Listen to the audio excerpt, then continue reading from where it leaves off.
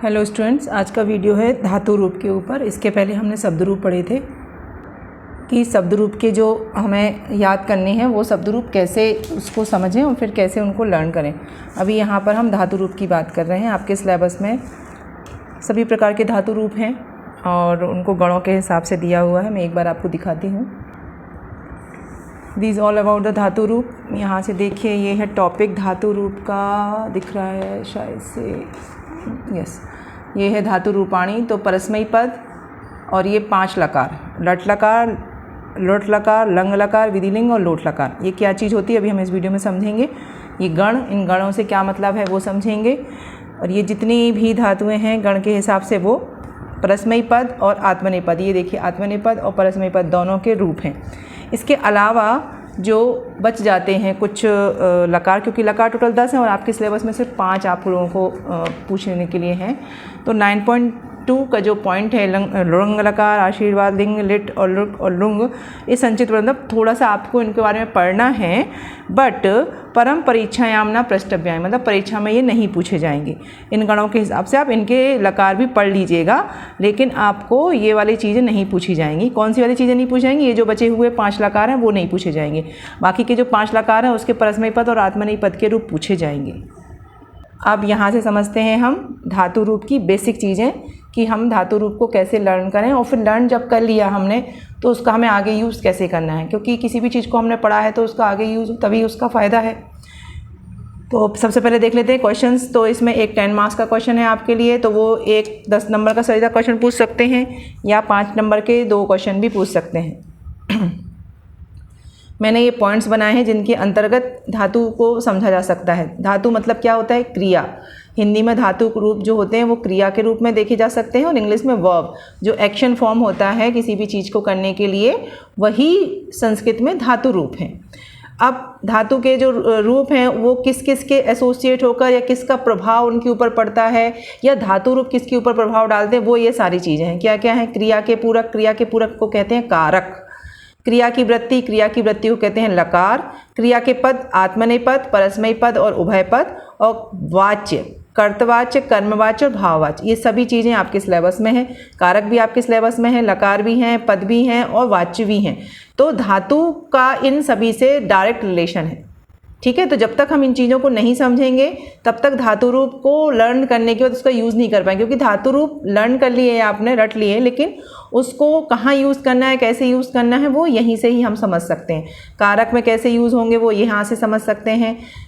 किस तरीके से लकार में यूज़ किए जा रहे हैं, उन लकार का मीन्स क्या है वो समझ सकते हैं। पद, ये आत्मनेय पद, परस्मयी पद का क्या मतलब होता है और वाच्य परिवर्तन क्या होता है, ये सब चीज़ें इसमें हम देखेंगे। तो सबसे पहले तो धातु के बारे में पढ़ लेते हैं। क्रिया किसे बोलते हैं? तो जैसे हिंदी भाषा में क्रिया, अंग्रेजी में वर्ब होती है, वैसे संस्कृत में भी क्रिया होती है। जैसे इसके मूल रूप जो होता है पठ लिख, हम पहले बार बार पढ़ चुके हैं इस चीज़ को कि संस्कृत में कोई भी शब्द पद के रूप में यूज़ होता है, मतलब उसका जो प्रत्ययों के परिवर्तन के बाद जो रूप बनता है ना, वो अभी हमने इसके पहले शब्द रूप पढ़े थे, तो उसमें सुप आदि प्रत्यय, जो सुप्तम तिङिंदम पदम वाला जो सूत्र है संस्कृत का, उसमें सुबंत और तिगंत जो हैं उसकी पद संज्ञा होती है। उसका एक सीधा मीनिंग था, सुबंत की और तिगंत की पद संज्ञा होती है। अब सुबंत और तिगंत की जो पद संज्ञा हुई, पद बने जो, वही हम संस्कृत में यूज़ करते हैं। सुबंत मतलब कि शब्द रूप ऑफ संज्ञा और सर्वनाम, और तिगंत मतलब कि धातु रूप ऑफ क्रिया। जो धातुएं हैं उनके जो रूप बनते हैं वो जो रूप बना, जैसे पठ धातु है, पठ मतलब पढ़ना होता है, लेकिन उसको हम पठ सीधा यूज़ नहीं करते, हम पठती, पठता, पठंती के जो रूप है उसमें से जो वर्ड अप्रोप्रिएट उस सेंटेंस के हिसाब से बैठ रहा है वहाँ से वो उस पर्टिकुलर रूप को लेके आते हैं और फिर यूज़ करते हैं। तो ये हमने पहले भी समझाया था, अभी भी समझा दिया है कि पद के रूप में ही कोई भी शब्द यूज़ होता है संस्कृत में, बिना उसके यूज़ नहीं हो सकता। पद कैसे बनते हैं? प्रत्ययों के प्रयोग से बनते हैं।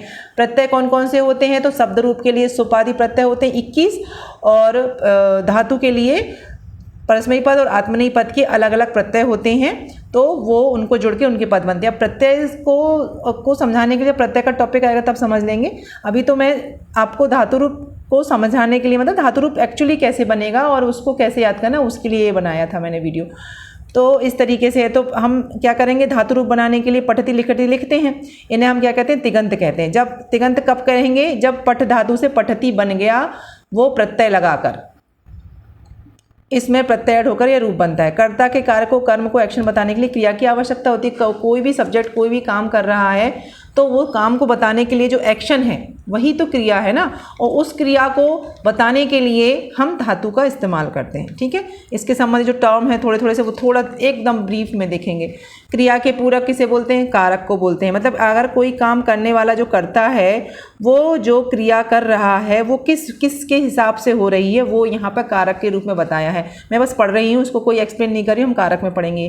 कर्ता पहला जो कारक होता है वो कर्ता कारक होता है, तो कार्य करने वाले को कर्ता बोलते हैं। मतलब जो कार्य कर रहा है मतलब कोई ना कोई क्रिया कर रहा है। वो कर्म क्या है? क्रिया का आधारभूत कर्म, कि भाई उस क्रिया को करने से क्या कर्म प्रोड्यूस हो रहा है। मतलब आपने खाना एक क्रिया है, उससे आपकी भूख खत्म हुई तो वो कर्म हुआ। करण किसे बोलते हैं? जिससे क्रिया की जाती है, जिसकी हेल्प से क्रिया की जा रही है उसे करण बोलते हैं। संप्रदान किसके लिए बोलते? जिसके लिए कुछ किया जा रहा है। मतलब हर जगह आप देखिए कारक में एक्शन जुड़ा हुआ है, जिसके लिए कुछ किया जा रहा है। अपादान जिससे कोई वस्तु अलग हो रही है, अलग होने की भी एक क्रिया होती है, एक्शन ही हो रहा है ना। Separation is also one type of action. संबंध, किसी से किसी का संबंध जुड़ रहा है, किसी के साथ जुड़ना, किसी के साथ अलग होना।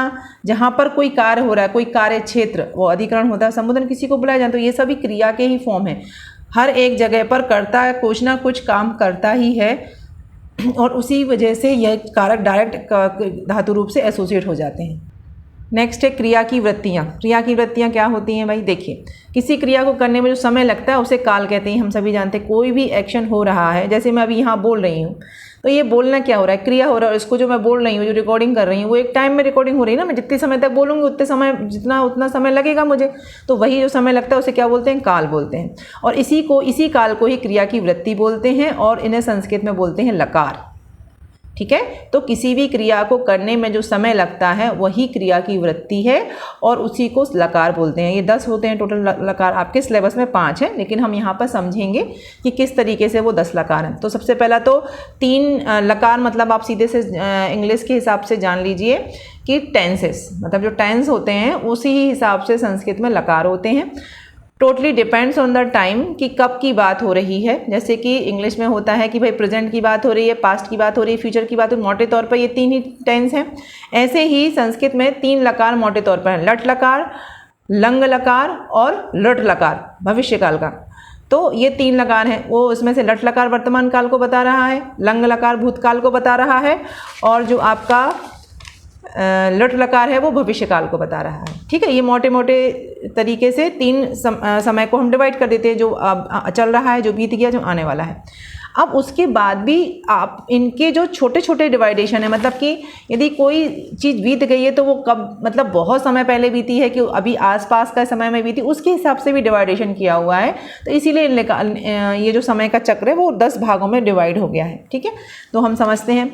और क्रिया करने में जो समय लग रहा है उसी को लकार बोल रहे हैं। तो सारे जो धातु रूप हैं इन्हीं लकार के बेस पर है कि वो क्रिया जो है पर्टिकुलर कब हुई, पास्ट में हुई थी वो क्रिया, कि अभी हो रही है वो क्रिया, कि फ्यूचर में होगी वो। क्योंकि कर्ता का संबंध नहीं है लकार से, क्रिया का संबंध है लकार से, क्रिया का संबंध है समय से। कर्ता तो जस्ट कर रहा है उस चीज़ को, तो इसीलिए जो धातु रूप हैं वो लकार के हिसाब से चलते हैं।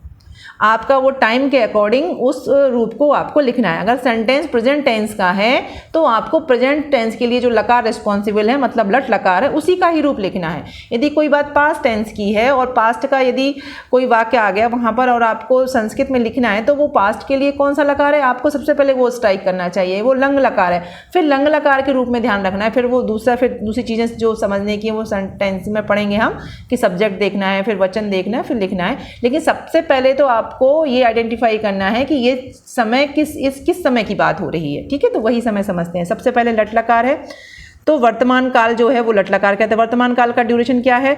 रात के 12 बजे से लेके आने वाली रात के 12 बजे तक, मतलब 12 AM टू 12 अगेन AM, मतलब रात के 12 से दूसरे दिन की रात को, तो उसको बोलते हैं हम वर्तमान काल।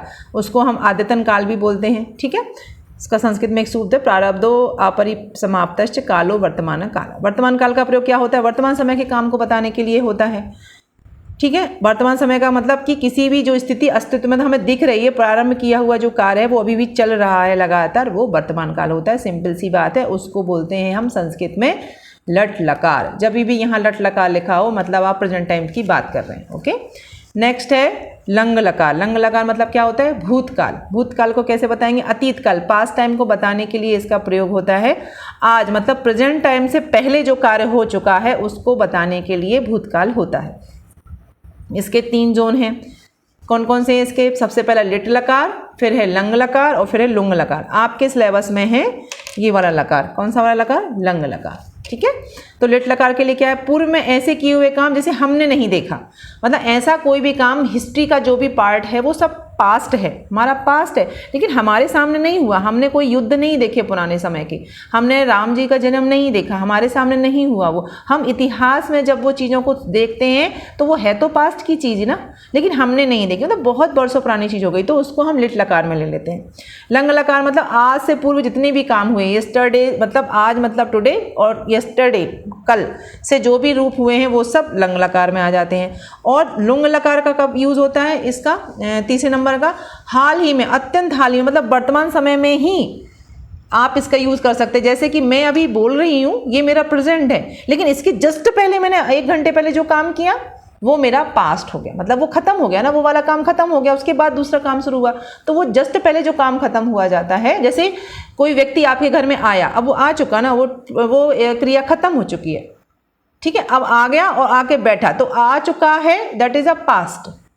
तो इस तरीके से अब ऐसे ही हम जब पास्ट के इंग्लिश में टेंस देखते हैं तो उसमें क्या बोले? वो पास्ट इंडेफिनिट बोले, पास्ट कंटिन्यूस बोले, पास्ट परफेक्ट बोले और पास्ट परफेक्ट कंटिन्यूस बोले।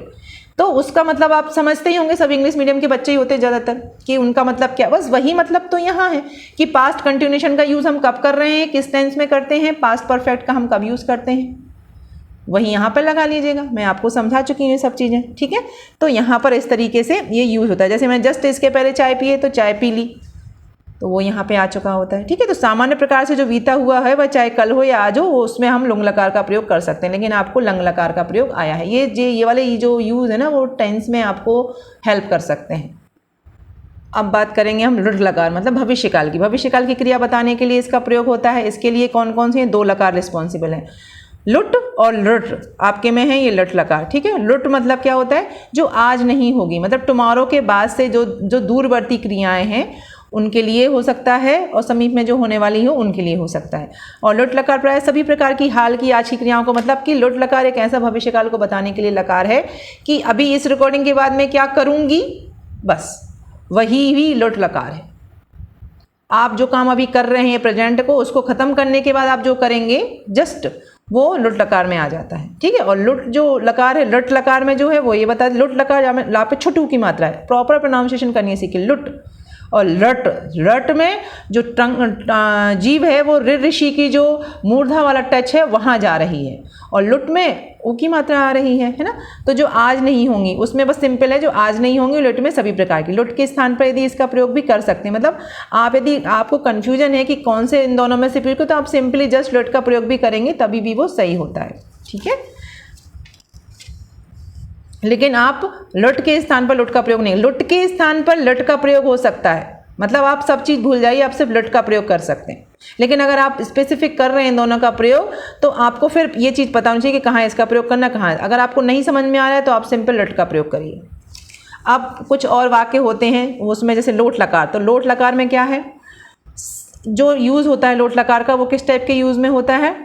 ऑर्डर वे में यूज़ होता है। जैसे सामर्थ, मैं पुखार दूंगा, आशीर्वाद के रूप में, आज्ञा के रूप में और आदर के रूप में। तो आज्ञा दी मतलब ऑर्डर दिया, आदर मतलब ऐसा वाला आदर नहीं है, रिस्पेक्टिव फॉर्म नहीं, आसन पर बैठिए, आशीर्वाद के रूप में दीजिए, भगवान अच्छा करें, सामर्थ्य के रूप में, ये इस टाइप के जो रूप होते हैं वो लोट लकार के में आते हैं, ठीक है। विधि लिंग लकार में कौन कौन से आते हैं? अनुमति देने के लिए, सॉफ्ट वाला। लोट लकार जो है वो hard way of the talking है ना, और विधि लिंग लकार जो है वो soft way of the talking है। जब भी किसी वाक्य में ऐसा हमें महसूस हो कि यहाँ पर रिक्वेस्टिंग वे हो रही है, यहाँ पे सॉफ्ट तरीके से बात की जा रही है, आप विधि लिंग लकार लगाइए। और जहाँ पे ऐसी बात आ रही है जहाँ पे ऑर्डर टाइप का आपको महसूस हो रहा है, तो आप लोट लकार लगाइए, ठीक है। तो क्या अनुमति देने के लिए आपको किसी को कोई परमिशन मांग रहा है, किसी को पथ प्रदर्शन मतलब कि किसी को आपको समझाने के लिए, किसी को एडवाइस करने के लिए, नियमों को बताने के लिए कि ये आपको करना चाहिए, पालन इसका करना चाहिए, आपको रोड्स की जो नियम है उसका पालन करना चाहिए, आपको ट्रैफिक नियम का पालन, तो इस टाइप की जो चीज़ें धर्म बताने के लिए कि आपका कर्तव्य क्या है वो बताने के लिए आपका विधि लिंग लकार का प्रयोग होता है। योग्यता बताने के लिए कि आप किस चीज़ के योग्य हैं वो बताने के लिए भी विधि लिंग लकार का प्रयोग होता है। सामर्थ्य बताने के लिए, देखिए लोट लकार में भी सामर्थ्य का प्रयोग है, पर यहाँ पे सामर्थ्य देखिए क्या है, किस तरीके का वाक्य है, और यहाँ पे सामर्थ्य देखिए किस तरीके का वाक्य है। ठीक है, तुम धर्म का पालन कर सकते हो, मैं कर दूंगा, तो इस तरीके संभावना बताने मतलब यहाँ पे आप देखिएगा जितनी भी चीज़ें वो इस सॉफ्ट तरीके से बताने की, तो विधि लिंग लकार का प्रयोग होता है। फिर है विधि, निमंत्रण, आमंत्रण, विनय और प्रार्थना। इस अवस्था में लोट और विधिलिंग दोनों का प्रयोग होता है। बस सिर्फ आपको ये ध्यान रखना है कि जो टर्म और जो वे है वो किस तरीके से, सदा धर्म करो, करना ही चाहिए, यहाँ भोजन करें, कृपया इसे पढ़ें, तो इस तरीके के जो एग्जाम्पल है जहाँ पर दोनों का यूज़ हो रहा है, सदा धर्म करो, करना ही चाहिए, तो यहाँ पर करना ही चाहिए विधिलिंग है, लेकिन सदा धर्म करो ये लोट लकार का होगा, है ना। इस तरीके से भी प्रयोग होता है, एक ही वाक्य में दो लकार का भी प्रयोग हो जाता है। अब है ये आशीर्वाद लिंग, तो ये आशीर्वाद के लिए ही सिर्फ यूज़ होता है कि जब भी आपको कोई आशीर्वाद दे रहा है तब इसका यूज़ होता है। ठीक है, एक लोट लकार में जो आशीर्वाद है वो जो है वो मतलब उस टाइप का जो आशीर्वाद है, और ये वाले जो आशीर्वाद में दोनों में थोड़ा सा फ़र्क इतना ही है कि जैसे कोई ज़बरदस्ती वाला काम है, अच्छा चलो ठीक है तुम्हारा ये हो जाए, वो आशीर्वाद जो है वो लोट लकार का है, और इसमें आशीर्वाद देने वाला है वो स्वेच्छा से दे रहा है, वो आशीर्वाद है। ठीक है, भूयात। तो यहाँ पर इसका अब एक और लकार बचता है लास्ट में, ये आपका रंग लकार, ये थोड़ा सा टिपिकल समझने के लिए इसीलिए है। इसमें इस टाइप के लकार का प्रयोग तब होता है जब वाक्य में कारण और कार्य दोनों एक साथ हो। बाकी सब चीज़ें छोड़ दी, आप तो बस ये याद रखिए कारण और कार्य एक साथ हो। मतलब एग्जाम्पल देखिए इसका, अच्छी वर्षा होगी तो अच्छी अन्न होगा, अच्छी फसल होगी। रात अंधेरी नहीं होगी तो चंद्रमा का गुण कौन गाएगा, मतलब अंधेरी होगा तभी तो चंद्रमा का काम है। तो मतलब कार्य और कारण जब एक साथ होता है, आपके सिलेबस में ये नहीं है, ये सिर्फ और सिर्फ ट्रांसलेशन करने के लिए, वो भी बहुत एक्सट्रीम लेवल के जब ट्रांसलेशन होते हैं तब इनका प्रयोग होता है। तो जहाँ तक है आपके सिलेबस में इतने होंगे भी नहीं ट्रांसलेशन एक्सट्रीम लेवल के, बस ये है कि आपको ये पता होना चाहिए कि ये भी एक लकार होता है, और जब कारण और कार्य एक साथ वाक्य में हो तब इस लकार का प्रयोग किया जाता है। ब्रीफ में ये मैंने बना दिया है, ये लकार हैं पूरे 10। इन सब लकारों में कौन सा वर्तमान, कौन सा भूत, कौन सा भविष्य काल है, और ये 3 एक स्पेशल लकार होते हैं। तो इस एक वीडियो में हमने लकार को बहुत अच्छे से समझा। आप लकार को बहुत अच्छे से समझ के ही लर्न करिएगा। आप यदि किसी के रूप याद कर रहे हैं, समझ लो आप पट धातु के रूप याद कर रहे हैं। अभी हम आगे आपको ये जब ये पूरे पॉइंट्स हो जाएंगे हमारे, तब हम आपको समझा देंगे किस तरीके से आपको धातु रूप लर्न करने हैं। तो लकार में जब आप जैसे आपने पठती पढ़ता पढ़ते, तो आपको ये पता होना चाहिए कि पठती पढ़ता किस लकार का है। ऐसे कई बच्चे सिर्फ याद कर लेते हैं, उन्हें लकार ही आइडेंटिफाई नहीं होता कि कौन से लकार का ये रूप, वो आपस में उसी में ही कन्फ्यूज हो जाते हैं। सबसे पहले लकार को देखिए कि आप कौन से लकार का रूप याद करने वाले हैं, है ना।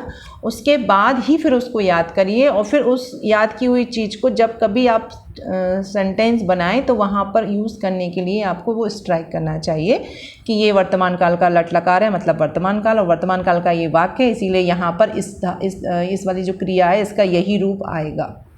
ठीक है, तो लकार के हिसाब से याद करिए। लकार को टाइम के हिसाब से समझने की कोशिश करिए कि अगर ये लट लकार है तो वर्तमान काल का वाक्य है, ये भूतकाल का वाक्य है ना।